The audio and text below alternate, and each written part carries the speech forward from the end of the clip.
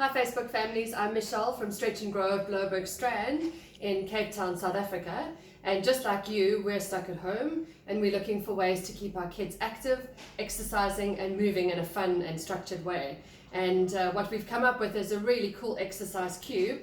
So this cube artwork is available on Facebook, and all you need to do is print it out, color it in, so get your kids to help you color it in, and then make up the cube, and you'll see that there are really cool exercises in the cube.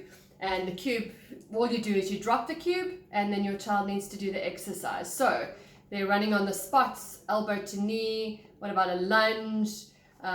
We've got squats and star jumps. So it's really cool way just to keep your kids active and an activity that they can do to physically make something. So stay healthy, Facebook families, look after your health, eat a rainbow of different food and amazing healthy food every day, and look after yourselves. See you soon.